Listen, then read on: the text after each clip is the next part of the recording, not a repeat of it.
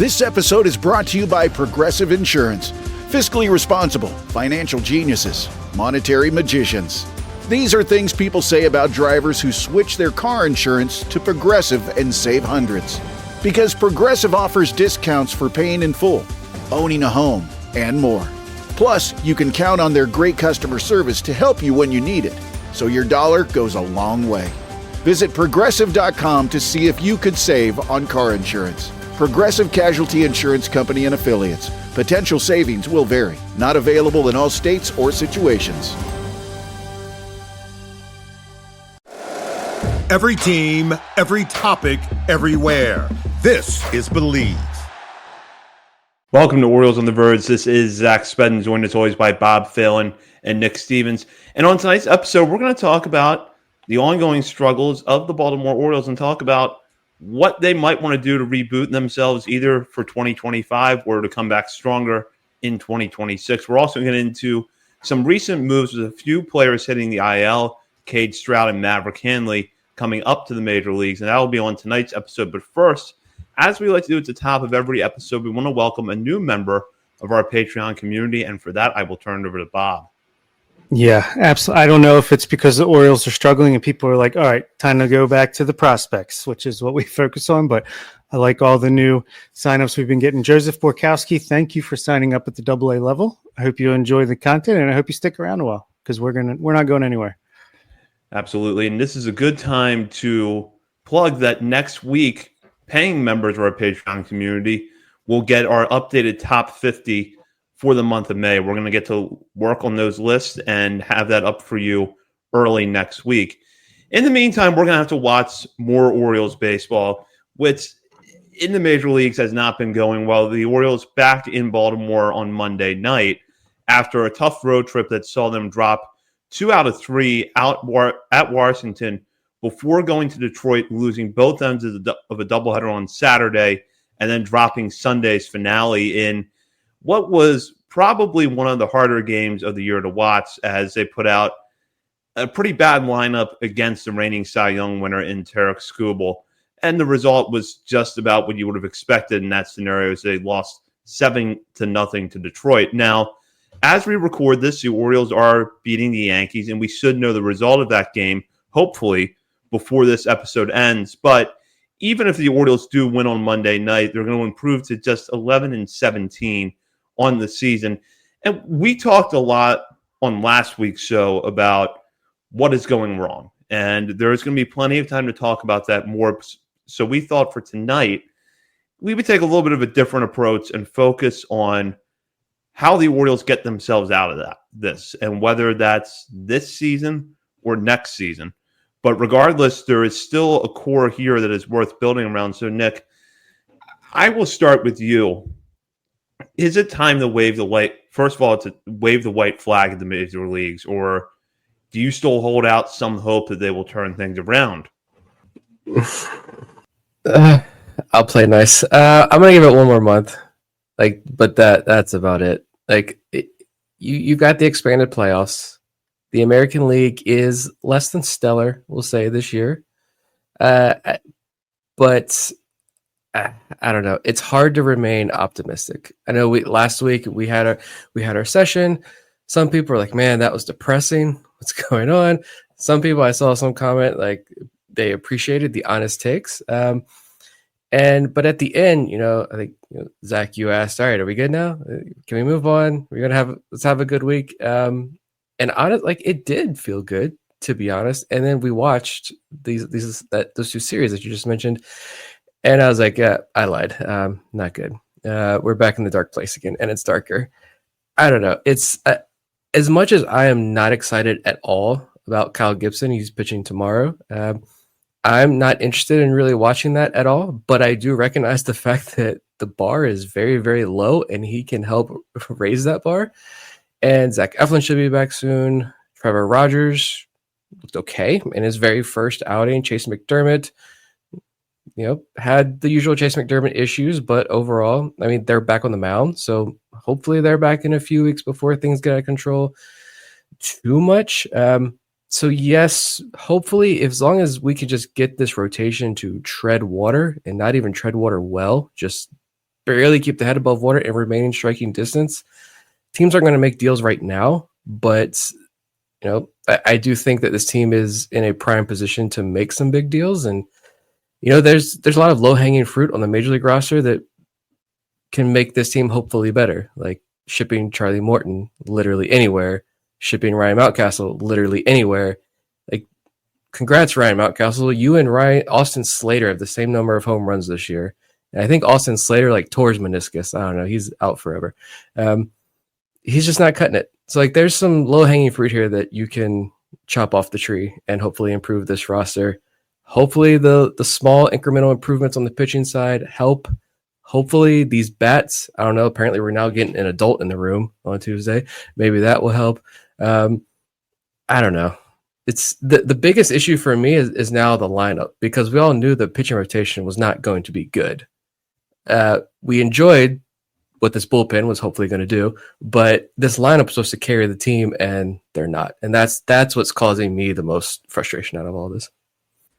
Yeah, it's true. The lineup is the bigger problem, because and I'm not saying that it's not hard to go out and hit when you're consistently down early and often, but I mean, offense is way too talented to be hitting the way they have to date. I mean, season started off great with pound on the runs in that first 2 out of the first 4 games, but ever since then it's been crap. I will say that Tomoyuki Sugano, the Sugar Man, he looks pretty awesome so far. So if you can get Eflin back, he continues to pitch well. Again, Kyle Gibson can be a adult 5th starter in the clubhouse, and maybe you can chip away there. Povich looked great last time out. Again, this is just silver linings, basically, on what has been just an awful, awful season. I'm not giving up completely. I'll give them to the end of May. May's schedule after this Yankee series, the May schedule is not as tough as the April schedule or the first month or so. And, if you can get to close to 500 by the end of May, then I feel like getting Kittredge back, getting Bradish would be right around the corner at that point. Then maybe you can start to get optimistic again. But I mean, we're a far distance from that happening. We're 7 games under 500 right now, maybe 6. There's 1 out to go.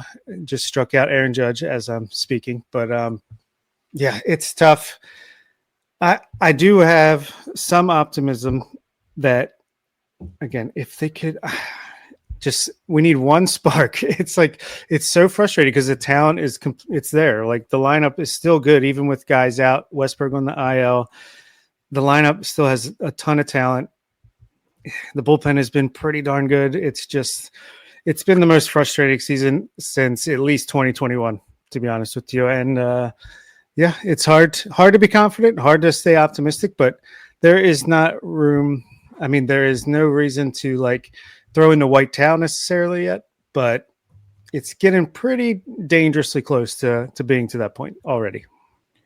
Yeah, I kind of along Nick's line of thinking here that a month seems reasonable. I think you at least want to see some signs of improvement by mid-May, and then maybe you look at June, July, and August being when this team could heat up. And you go back in recent history, there have been some examples of teams that came into the year with expectations of being competitive, get off to horrible starts, and then rally over the course of the summer. And 2 of the better examples are the 2019 Nationals and the 2021 Braves, who both got off to bad starts and then ended up winning the World Series. The Braves in 2021 weren't terrible in the first half. They just kind of treaded water and then caught fire in the second half thanks to a good trade deadline. The Nationals, on the other hand, were horrible for the better part of 2 months and then turned things around in June and rode that wave to the World Series. That's probably the best case scenario for the Orioles, because with the injuries, and there are more that we're going to talk about in a little bit here, with the injuries, the turnaround for this team, if it's going to come, is not going to come immediately. So you want to see some signs of life, though, by the end of May, whether that's Zach Eflin coming back, Kyle Gibson performing kind of how we expected Charlie Morton to perform this season, Dean Kramer doing what he's done in the past and rally after a bad start to the season. that will all help. But again, going back to a point that Nick made, the lineup has looked rough lately, and we're now going on a long time since Adley Rutzman and Gunnar Henderson were both hitting at a high level at the same time. You got to go back to the first half of last year for that.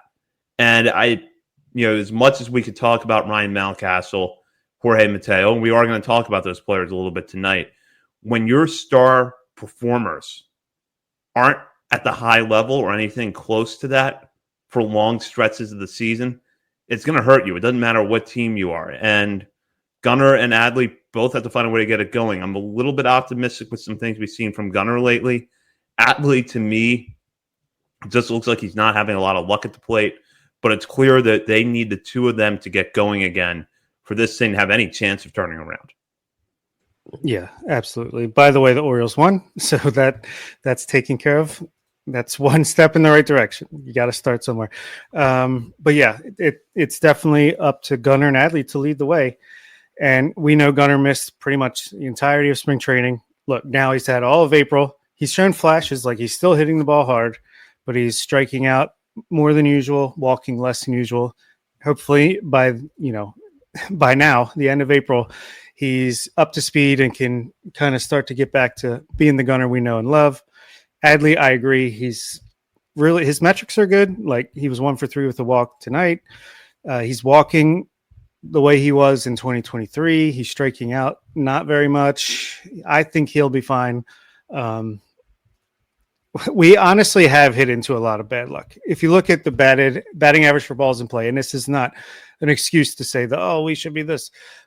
Between the umps, I think we've got like a terrible record as far as advantage and disadvantage from umpire calls, and the batting average for balls in play, I think league average is like 290 right now, and our bats are in the 250s, and our pitchers are in like 329 or something like that. So we've had bad luck both directions.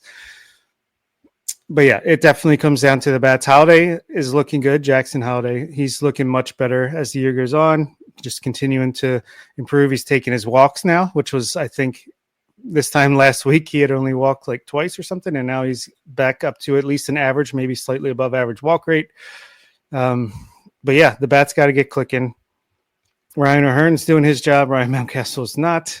Like you said, we'll get to him. But yeah, Nick, what do you think about this offense?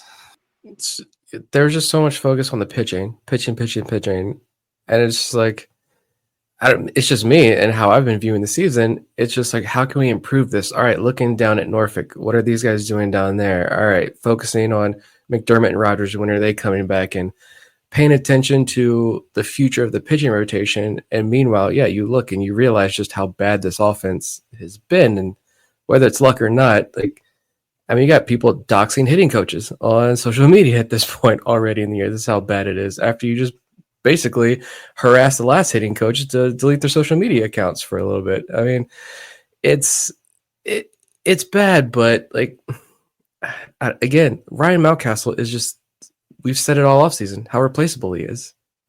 How can we not just bring up Kobe Mayo at this point and just let it, if Kobe Mayo can't hit 207 with a 63 WRC plus to 100 plate appearances, we have bigger problems. It's 198 with the 529 OPS for Ryan Mountcastle. Well, there we go. So if Kobe Mayo can't do that, then we have a whole nother episode next week. What to do about Kobe Mayo? I know you got the service time thing that, Bob, you've been pointing out, but let's win some games here. The lineup is, again, something that, just thank God for Ryan O'Hearn and thank God for Cedric Mullins. That's about it. Yeah, Mullins has been great in a contract here. One thing I think is going a little bit under the radar. Well, yeah, I'll start with this. Heston Kjerstad has not had a great start to the season. He's had moments like he had a huge home run, which I think got some fans off his back, but he has 1 walk to 24 strikeouts. He's got an OPS around 600. He can't play defense. He's really bad out in the outfield. So I know, again, it's not like there's a huge sample size yet, and he's shown flashes, but maybe you should have traded him in the offseason. I don't know. Hindsight is 2020. But also, just real quick, another example of a team that started really terribly and at least made it to the playoffs was the Houston Astros just last season. Started 7-19, and they were also 14-25 on May 11th. So if you're scratching, clawing for hope, there's another example. But yeah, it's going to come down to getting healthy and getting these guys confident or aggressive. I don't know what it is. Like, they're hitting the ball hard, but it's on the ground. I don't know. Maybe, the hitting coaches, they're still preaching the same method, the same ideas, but maybe it's just taking a little bit long for the newer guys to meld. I don't know. Excuse. But yeah, they got to elevate the ball a little more and do some damage. Let's talk about Mountcastle, because if there's an obvious area of the roster where you could shake things up, it's that spot. And we had kind of expected over the offseason that one day you're going to see that the Orioles have traded Mountcastle, and maybe it'd be for bullpen help, maybe it'd be for a back of the rotation starter, but they would move on from him and get ready to have Kobe Mayo at the major league level in that spot with Ryan O'Hearn as the other end of that platoon. That doesn't happen, and from various reports that have been out there since the offseason ended, it was not for a lack of effort on the Orioles' part that Ryan Mountcastle wasn't traded. But apparently they just couldn't find a match that they felt comfortable with, so they didn't pull the trigger on a move. I thought as we got further into the offseason, he wasn't traded, that it was starting to become deliberate because they wanted to see if they could move the wall in and he could boost his value a little bit. Because, a 25 homer season with an OPS somewhere in the 750 to 800 range would get something out of some team next offseason. And then you would move Mountcastle. But he looks so far away from being not just there, but anything close to what he was last year.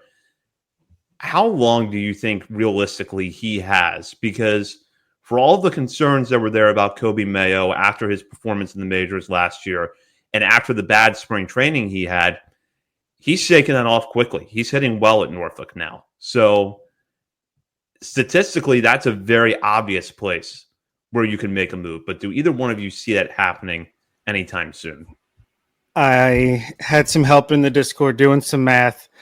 Since Mayo didn't make it up in time to potentially earn them another draft pick, my theory is now they want to get that extra year of service time. And I don't think it's like service time manipulation on a Chris Bryant level, because I feel like you can kind of squint and see that there's a reason that they would want to do this, what have you. But I think just based off, he had 43 days of service time last year. So if you go by the rule book, it's sometime in late May. I want to say the 24th is like the first day he can come up and gain that extra year of service time. So that's my idea of when they're planning, or probably a little bit after that. So it's not so obvious, but I'll bite the bullet. Like, just make it happen. I don't know. Just extend him. If you want to keep him here longer than the 6 years, extend him.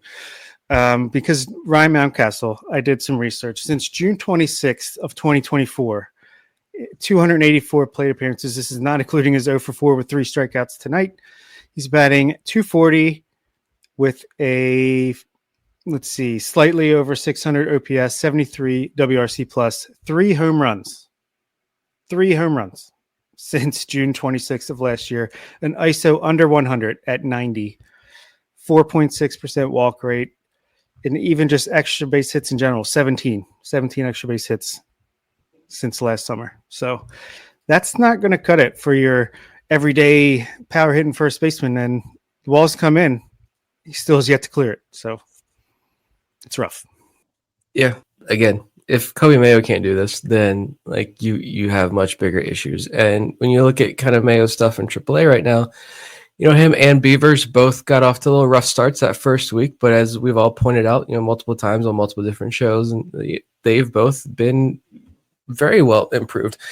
And Beavers is, of course, a different story. That's an outfielder who's, you're not going to put him at first base, but just Mayo alone, I mean, he's chasing less. You compare this year to last year in AAA, he's chasing less. He's swinging less overall, but making about the same amount of contact. He's still, hard hit rate was 43%. The hard hit rate percentage is up this year so far in AAA. He's walking more. He's striking out a little bit less. Like, he's shown improvements from his time last year in AAA compared to this year. And I think he's earned that other spot. I mean, defensively, honestly, I realized I haven't watched like any of his time at third base down in Norfolk. I don't know if you guys have or not, but I've just looked at the game time, and it's been a little bit more at first base. I think he's up to 12 games at first base now, 10 games at third base. I feel like he's probably played third base few more times more recently, but it felt for a while there, a long stretch where I was really paying attention, that it was just Kobe Mayo at first base. Like, they're grooming him for this. They're setting him up for this. He's not going to be a third baseman. He is going to be the first base. He's playing there regularly to take over this spot, take over the Ryan Mountcastle spot. Hopefully that's soon, honestly, because he's earned that second chance, and you got to get him up here to figure out if he's going to be able to settle in at the major league level or not. Yeah, I did the minor league recap for the week this weekend. And amongst the research I did there, if you exclude the first 10 days of the AAA season, which is their 3-game series to open the season and another weekly series, Dylan Beavers has like a 175 WRC plus, just killing the ball, OPS just under 1,000, and Mayo is same exact thing, 176 WRC plus, 300 ISO in that time, just walking 13% of the time, striking out 23% of the time. Those are fantastic. Like, if you were worried that he was going to take his demotion and sulk, and which shame on you if you did, because clearly he's going to go down there and work and keep trying to improve, which he has done. And he deserves a shot as soon as possible. And it wasn't even, you're talking about the major league level. Like, I remember that first week, Mayo's numbers looked bad. The strikeout rate was enormous. And you're like, all right, maybe a little cause for concern there, just because watching him early on, it just felt like opposing pitchers were just pelting him and Dylan Beavers, just pelting these guys with breaking stuff out of the zone. And these guys were just chasing, and it did look rough for a little bit. But I mean, Mayo, like, what was his batting average of balls in play? Like sub 100 through the first 6 or 7 games. And we're like, everything is checking out with Mayo. The strikeouts, not too concerned. Just give it and here we are. Like, give it 2-3 more weeks, and now he's got the BABIP up to about 300 now, but the average is climbing up. Everything's starting to fall in for Mayo, and he's still hitting the ball hard. So I like that as well. I mean, take that for what you will. Yeah, he didn't take that promotion and sulk. He went down there and then started running into terrible luck through the first week and a half worth of games after this demotion, and, saying whatever he said out loud that I had no issue with, but it could have went terrible. Could have went completely sideways for him. And now look at him. He's one of the top hitters in AAA right now, once again. Absolutely. Dylan Beavers is even funnier because he was striking out 47.4% of the time those first 10 days. And now, ever since then, I think he's striking out like less than 15% of the time. So just wild stuff. I think if you look at the other areas of the roster, there's some possibilities for reinforcements or some opportunities for improvement from players within the organization. And Chase McDermott and Trevor Rogers, I suspect at some point, once they show that they're healthy and they're pitching well, are going to get a shot in the major leagues. Judd Fabian is putting together a very nice season so far in AAA. And although I don't think that the Orioles would want to run him out there a lot this year, I'm starting to sense that he could make his debut before this season comes to a close. Dylan Beavers, you both just touched on it, got off to a slow start, but has really heated up. And if he can maintain this pace, that conversation for him possibly seeing major league time this year becomes a little bit more likely. So looking around the rest of the roster, if you're going to try to make the 2025 Orioles better, outside of obviously trading for an ace, what else could you do? I don't know. It's almost May, so I hate to sit here and be like, let's just stay the course with a lot of these hitters and hope it breaks out, because you do need to shake it up. And maybe this comes back to, is it the coach, the manager in the clubhouse? I don't know. Like, at that point, it's like, the players are clearly, if the approach is working for hitting and they're just running into bad luck, and in a couple of days here, we see this offense break out and we see the pitching start to improve, like, I don't know. Do we then turn to the manager and say, is there a shakeup needed up at the top, or is just go ahead and taking the axe to Ryan Mountcastle enough to spark some energy? Like I don't. That's what's frustrating as well. Like you don't know what to do at this point. It's Mayo is an easy fix. I feel like it would be nice to have Samuel Basayo in the conversation as well, but he had the injury. He won't be catching for the next couple of weeks, especially with his second injury there, but he's back and off to a hot start at the plate immediately over this past weekend and some limited at bats. I don't know. I would like to see them maybe be a little bit more aggressive with some of the internal options. You're promoting the lower level pitchers pretty quickly. I'd like to see the upper level pitchers be promoted more aggressively. And so put them in a position in AAA to see, all right, can these guys cut it in the major leagues or not? Maybe go ahead and let's not wait till December to add, Beavers or Fabian to the 40-man roster. If they're swinging a hot bat, if Beavers keeps going like this and Heston Kjerstad keeps doing what he's doing, add Beavers to the 40-man now. Yeah, make the switch. Like send Heston Kjerstad back down to Norfolk, bring Dylan Beavers up. Little things like that. And then teams aren't going to make trades right now. But when it does come time to get rolling on closer to the trade deadline, you just traded Matthew Etzel, Matt Horvath, and Jackson Ballmeister for Zach Eflin. Look at that Aberdeen roster right now. It's fun. It's fun to watch that Aberdeen roster. There are a lot of great names. You can make that trade again. And guess what? In 2 months or so, the 2025 draft is coming up. Orioles have one of the bigger bonus pools in this draft. It's a solid class. Don't let the conversation about the very top of the class and the chaos up there distort the view of the entire draft class. The Orioles have 3 very early picks at 19, 30, and 31. You can trade 3 of your top prospects for another Zach Eflin-esque arm. And guess what? Those guys are going to be replaced in Aberdeen in 2 months again. Like, you've got the firepower to be aggressive. I want to see more aggressive promotions. You be aggressive at the trade deadline, and let's make this thing happen. Yeah, Alex Pham and Keegan Gillies. Let's get them up to AAA at least, for goodness sakes. Yeah, I think Ryan Mountcastle, Dean Kramer both have options.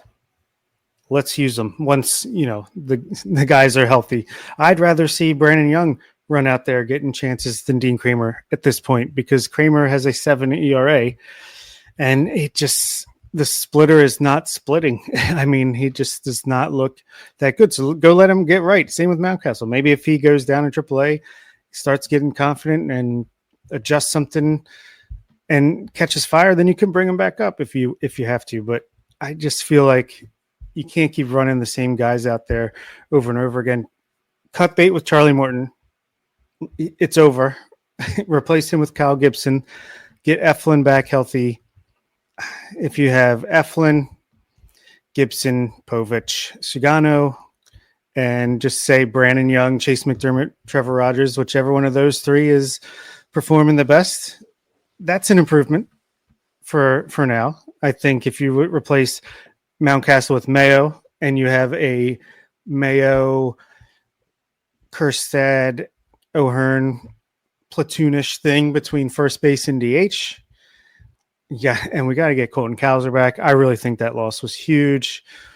Yeah, and these guys just got to get hitting. But I'll be curious to see what happens if the season really spirals out of control and what they do at that point. Do they want to get guys up earlier to get them experience for 2026, or do they want to hold them down for the entire year and try to I don't know how things would play out in that case, but yeah, and I hope that we don't have to see how that's going to play out. But given the way that the Orioles are playing right now, you have to keep that thought at least in the back of your head.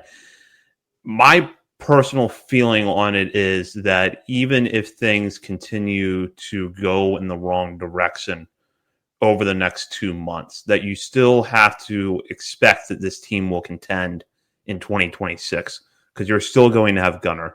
You're still going to have Adley. You'll have Kyle Braddis back.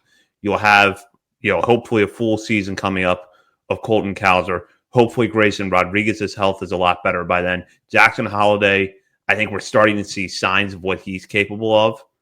So you would still have, in my mind, even if this year goes south, you've got to think ahead to 2026 and know that there's a possibility for a rebound.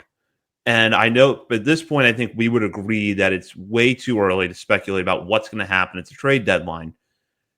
But I'm still wondering, okay, do they go into the deadline with Ryan O'Hearn, contract year? Someone would love to have him as another bat down the stretch. Zach Eflin, as much as I hate to say it, would probably be in play for a trade at that point. And then Cedric Mullins, contract year. So these are the dark days that hopefully are not coming, but they might be. Yeah, I mean, with Mullins, it's like I'd have to weigh the offers and see, is this better than potentially, if you're reloading, offering him the qualifying offer and hoping he accepts it and you get him for one more year at another contract year? Or is the opportunity at a high draft pick better than the offers that would be for a center fielder that's having a great year? With Eflin, I'd still try to extend him if he's willing to. Like, you're still going to be competitive. I would sign him to a 3 or 4 year extension still. If not, you could trade him and then re-sign him too. That's another option. Sugano, at this point, he's kind of playing himself into an extension candidate, I feel like. If he likes it here and he keeps having success, maybe you bring him back for a 2-year deal with an option for a third or something along those lines. We traded a decent amount for Gregory Soto and not as much for Sir Anthony Dominguez, but Austin Hayes, good luck in Cincinnati. But relievers on expiring contracts, they tend to get some stuff. I'm not saying you have to trade them for like low minors prospects, but you could either do that and kind of build up the back end of your farm system, or you could try to trade them for guys who have team control that are closer to the majors. Yeah, there's no reason to like start a rebuild. The core is here. The core is going to be great next year, hopefully. Westberg, Rutschman, Henderson, Holiday. You bring up Mayo, you bring up Basayo. You let them get their experience so that they're more prepared for 2026. You bring in Judd Fabian to be your Ramon Laureano in-house. You give Dylan Beavers a chance, Heston Kjerstad a chance. Tyler O'Neill, maybe he opts out if he comes back and has a good remainder of the season. Or maybe you have him as a nice option for the next 2 years as well. I think there's still tons to be optimistic about with the Orioles when it comes to the big picture, the long term. Is as bad as it is in the here and now in the short term. Yeah, I think that's the biggest thing. It's, of course, you follow on social media, the comments, it's the window is closed. And it is, people want Michael Elias's head on a stick. The Michael Elias conversation this is trying to talk to anti-Michael Elias folks. I mean, it's like liberal versus conservative. We're two different parties. Us having a conversation trying to figure this out, that's the dumbest idea ever. It's not going to work out. You're not going to change my mind. I'm not going to change your mind. It's the same thing with the Michael Elias conversation.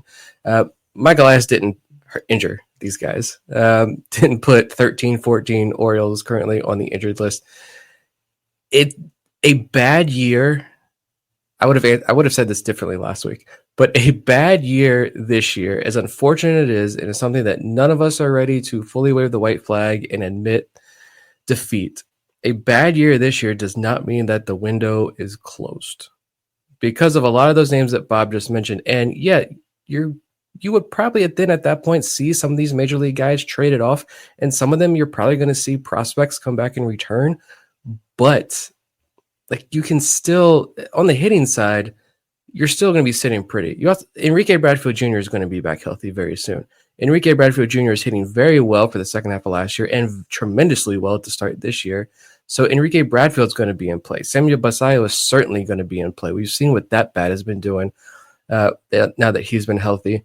If Mayo can figure it out, even better. Beavers and or Fabian, like if Dylan Beavers can be a game changer right here. If he's going to continue to hit like this, and we're witnessing the true Dylan Beavers breakout, that makes me feel a lot more comfortable. And then, like I said, there's still a good amount of prospect depth. I know some people don't agree with that point. There's still quality prospect depth, and there's a ton of draft capital in the chamber ready to go. You can still be super aggressive at the trade deadline, buying and selling, to keep that contention window pretty wide open. That window's not shutting just from one bad year. Shift gears now to talk about some recent moves the Orioles made as Jordan Westburg and Gary Sanchez were both placed on the 10-day IL before Monday's contest against the Yankees. Westburg going down as the left hamstring strain, while Sanchez has right wrist inflammation. To replace those two players on the active roster, the Orioles selected the contract of Maverick Hanley, a catcher, and infielder Emmanuel Rivera. And in a separate move, they optioned Grant Wolfram down to AAA Norfolk and replaced him with Cade Stroud. And we'll talk about this for a minute here. And Bob, I want to start with you because you made a point on a recent show about Stroud. And ERA, if you look at it, is pretty ugly. But his strikeout to walk numbers have been really good. And as we've talked about for a long time with Stroud, the pitch data has always been better than the results throughout his career. It's a big part of why the Orioles protected him with a 40-man roster spot over the offseason. So even if this does prove to be a short stint in the majors for him, what do you think we can expect? I think you can expect there's a reason he's being brought up right now. I mean, yeah, it's because they needed an arm. Wolfram used his pitches up yesterday and they needed a fresh arm. But there is a very good reason that the Orioles like Stroud, despite his ERA at the AAA level, which is, 8.10 right now. This is an old list. Never mind. Yeah, it's very high, 8.10. Yeah, but his BABIP, you want to talk about luck? His opposing BABIP is 481. He has the lowest walk rate of his career and the highest strikeout rate of his career right now. His FIP is 2.35. His XFIP is 2.61. Short sample size, early season results. Definitely luck has not gone in his favor. He's performed much better than the results have shown. His Stuff Plus numbers are fantastic. His cutter is a 106 right now. He's thrown a couple sinkers. That's 95, whatever. Changeup is 91. His four-seam fastball is 100. His curveball is 109. I don't know what ST is. Come on, a sweeper. 114 Stuff Plus on a sweeper. Like, he's got fantastic stuff, and he's controlling it this year better than he ever has. He's getting a lot of whiffs. He's going to lean on the cutter and curveball and sweeper. He's going to just throw the kitchen sink at you on the breaking pitches and then throw his average-ish but high-velocity fastball to keep you honest. I think he's basically what we were hoping Rodolfo Martinez was going to be at the start of spring training. I'm pretty bullish on Stroud, actually, despite the results early on here. And I mean, everybody kind of got a taste of the Cade Stroud experience in spring training. Like, he is going to run into control issues, but you're relying on him for like 1 inning stints. And when he's on, he is on. And he's on a lot more than he's off. And especially this year, you mentioned the numbers there. It's a career high strikeout rate right now, 36%. And the walk rate is the lowest of his career. And the sinker, the fastball there, it's 96, 97, 98 miles per hour. And yeah, it may not grade out the best, but it's the second most used pitch. And he's getting a ton of chase and whiff on that pitch. That's been an effective offering down there. It's a guy you can throw out in 1 inning stints, but he's got 5 or 6 pitches. So like, he's always been a stuff monster. He's been the guy. Go back, I feel like that's like 3 years ago now. Was he Rule 5 eligible for the first time? It seemed forever ago. And, John Mioli coming on the show, and he was like, look, I'm making calls preparing for this Rule 5 draft, and people are telling me this name Cade Stroud. And he dove into it and wrote a whole couple of big things there about Stroud and what that stuff is. And the velo increases after his injury. I know he missed a significant amount of time early on in his career. Came back out of nowhere, seemingly throwing like 99 in minor league games down in Sarasota. And the team was big on him. So, yeah, the AAA minor league ERA after 10 innings means absolutely nothing. You dive under the hood there with Stroud. There is a lot to like.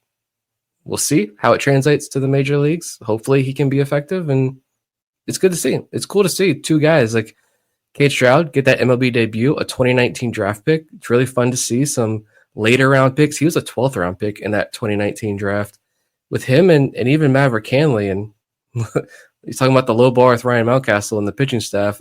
Gary Sanchez also is leaving a pretty low bar to climb over there. And Maverick Hanley has been, dare I say, he's 15 games actually. I didn't realize he hasn't played too much, but he's putting up phenomenal numbers down there in AAA this year. So kudos to both those guys for getting the call.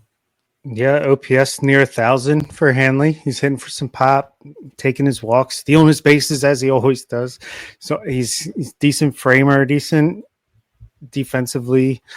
Yeah, Maverick Hanley, I think it's awesome that he'll get a chance to be a backup catcher for a little bit. But yeah, what was I going to say? Oh, the thing I keep seeing retweeted that is so obnoxious is Cade Stroud is going to be the first Michael Elias drafted pitcher to make his major league debut. Like Brandon Young didn't just make his major league debut as an undrafted free agent. And as we talked about, you trade for someone and you bring them up, it counts, but it's just frustrating. Narrative spinning. This episode is brought to you by Progressive Insurance. You chose to hit play on this podcast today. Smart choice.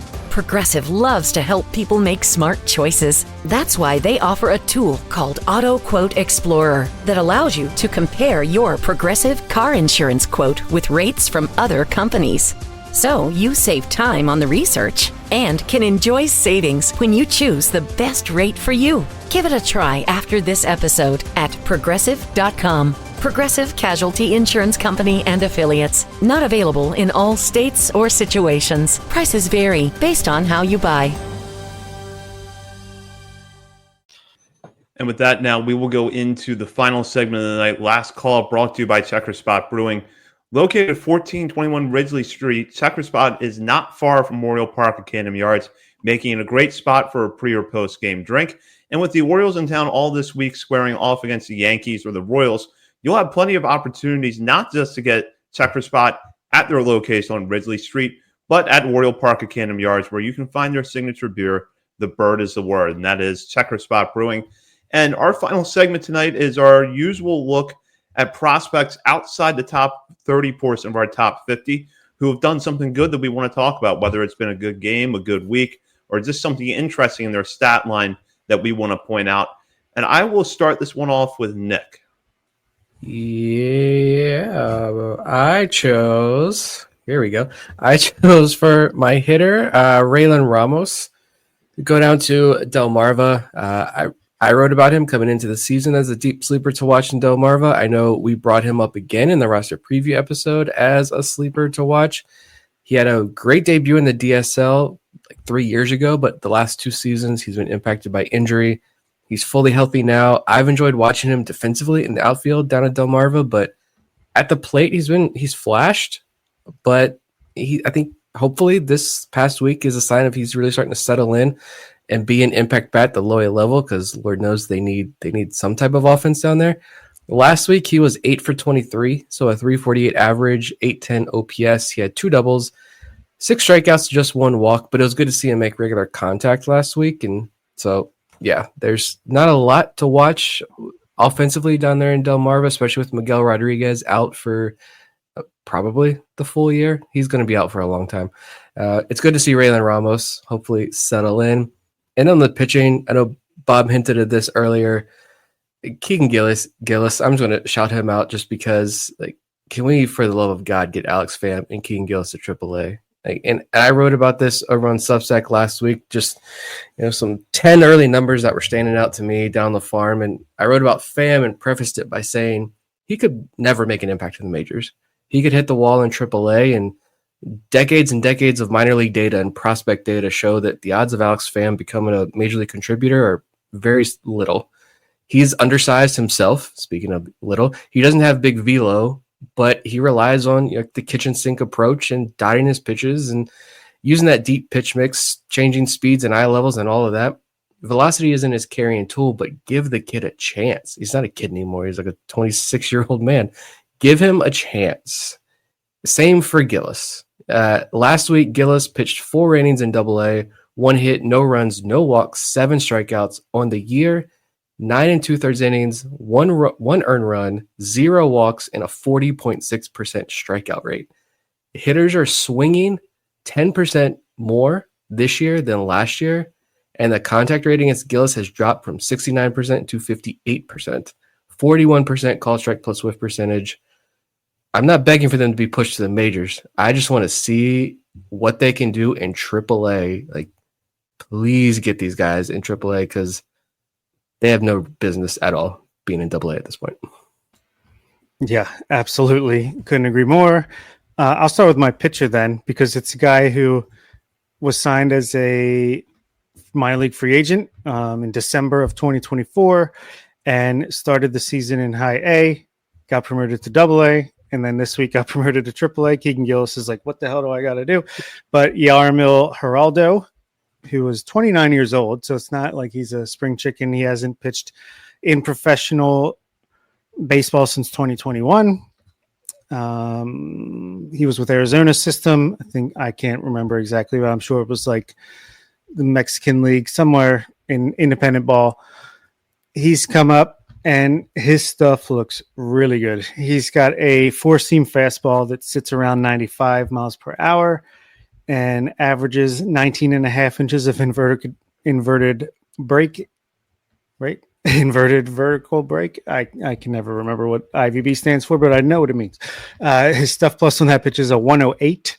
He also has a 106 cutter stuff plus and then a 100 stuff plus slider. So he's coming at you, getting some strikeouts. Very, very good start to the season. Very interesting pitcher that the Orioles have brought in and are trying to develop. And then on the hitter side, kind of along the same lines as Raylan Ramos. It's one of the few Delmarva hitters that are performing at all. It's Yasmil Buche, who is a 20-year-old catcher. He's kind of short, 5'10". It's kind of like Anutis Mordan territory, but the Orioles just keep pumping out catching prospects. Doesn't seem like there's an end coming on that supply train, but he is batting .268 with an .825 OPS, 143 WRC plus, walking 18.6% of the time, only striking out 17.1% of the time. His swinging strike percentage has gone down from 11.7 last year to 8.6 this year, and that's with moving up to a tougher competition. Contact rate is up 9%, up to 75%. So who knows? He hits the ball hard, and he's hitting it more often, so maybe he is something. Maybe he's nothing, but right now he's performing, and that's more than a lot of players can say on the Shorebirds or the Wild Ponies, depending on what day it is. Good stuff. I'll start with my hitter. Jalen Vasquez put together a really nice series last week as the Ironbirds took on the Wilmington Blue Rocks, going 5 for 12 at the plate across 4 games with a double in there. Vasquez in 2024 got off to an excellent start at Aberdeen, but then it seemed like the pitching caught up to him. He couldn't quite get going at the plate again, but perhaps the second time around in high A is going to work out a little bit better for him. Not exactly eye-popping numbers at this point, but good on-base percentage at .367. He's a guy who can play a few different positions on the field. So hopefully this is a sign that the bat is really coming into its own there. And then for the pitcher, I'm going to go with Evan Yates, who had an excellent outing in relief on Saturdays as the Shorebirds defeated the Augusta Green Jackets. Yates had 5 innings, giving up just 1 run on 3 hits with 6 strikeouts against 1 walk. And this comes on the heels of back-to-back rough outings for Yates. His first outing of the year was 4 scoreless innings in a game against Fayetteville. Then he followed that up with a rough series at Carolina, going 2/3 of an inning, giving up 4 runs on 3 hits in 1 game, and then a little bit later that week, surrendering 4 runs over 2 1/3 innings pitched while walking 6. So looking much better on Saturday, and Yates, a 20th round pick in last year's draft out of Cal State Fullerton, is part of this group of Delmarva arms where there's some under the radar guys that have some interesting traits. We talked about Sebastian Gongora, a left-hander, a lot last week, and I think you could put Yates in that category as well. Yeah, it's good to see him bounce back because he had one of the most dominant outings of the entire year down in the farm system. His first start, and then those next 2 were were pretty rough. He struggled to find the strike zone a lot, and then it's good to see him bounce back. I love watching these young arms specifically have good seasons. And with that, that does it for this episode. We will be back later on this week to preview the FCL season, which gets underway this weekend. In the meantime, you can check us out on many social media channels, including Facebook, Instagram, Threads, X, TikTok, and YouTube. We're also over at Substack, OriolesOnTheVerge.substack.com. Nick just mentioned his 10 interesting numbers piece, which ran late last week. And of course, Nick has been pumping out the draft coverage there. So you're going to want to check that out. And while you're browsing around the internet, be sure to head over to Patreon and sign up to become a member of our community at the $3, $5, and $10 levels. You get bonus coverage from Bob, Nick, and myself in the form of weekly updates. And we are going to have our first monthly update to our top 50 prospects list this season next week. So you're not going to want to miss that. For Bob Phelan and Nick Stevens, this is Zach Sped, and you've been listening to Orioles on the Verge, part of the Believe Podcast Network.